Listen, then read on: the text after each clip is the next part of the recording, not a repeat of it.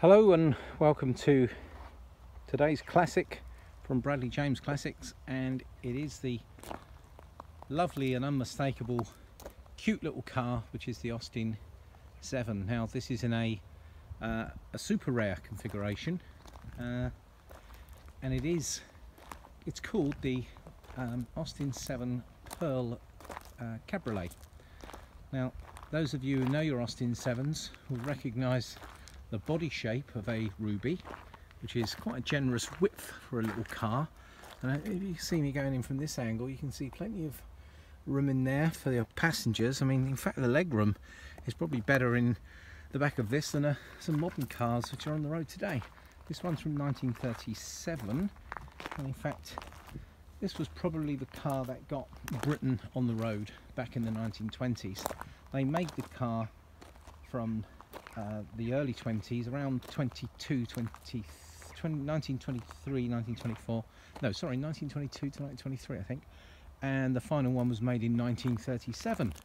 Now this is a 1939, this is a 1937 car, and it does have some advantages being a 1937. For example, the engines had shell bearings rather than the white metal of the earlier engines.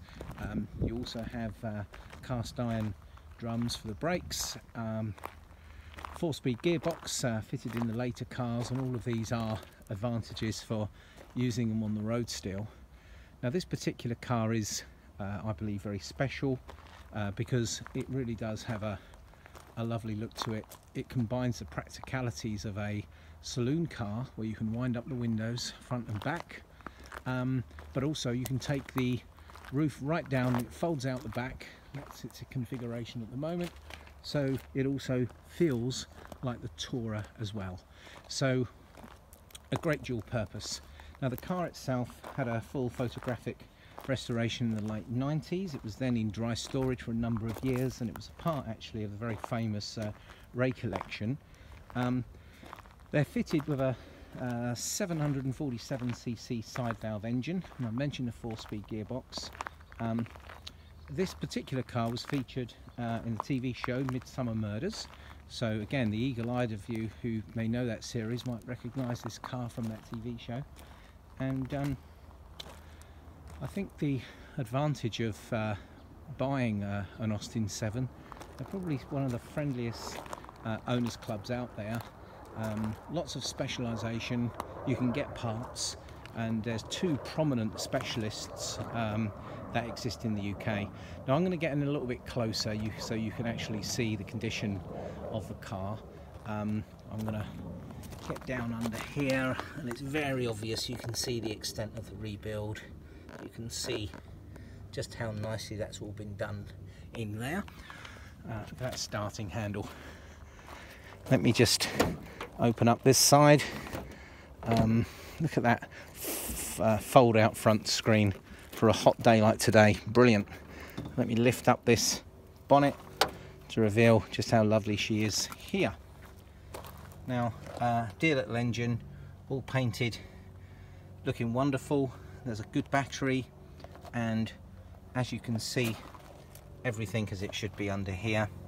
Starts on the button or the handle, and look at that old valve, coil there, a real pleasure.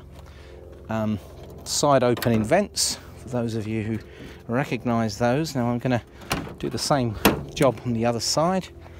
You cannot complain that this engine is not accessible. Just undo those clips, and this folds up as well. And let's have a look this side. Look at that lovely period horn up there, isn't that great? You can see a new fuel filter. You can see the little plunger for priming. Fuel filter there. Lovely condition.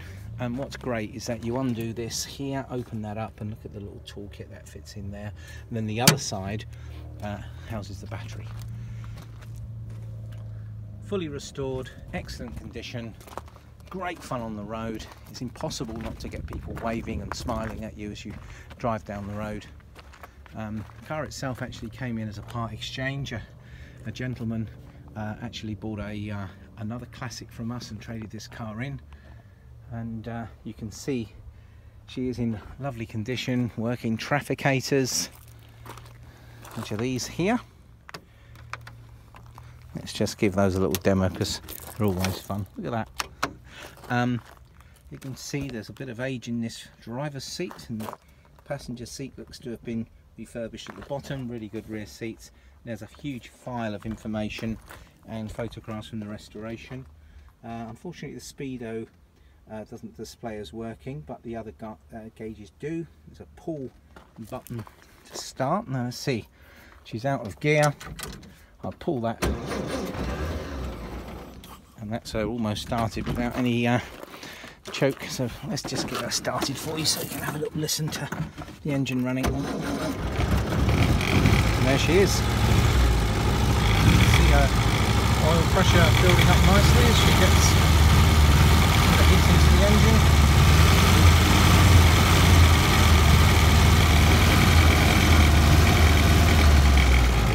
There's your working headlights there. I'm going to turn this off because you're not going to be able to hear me.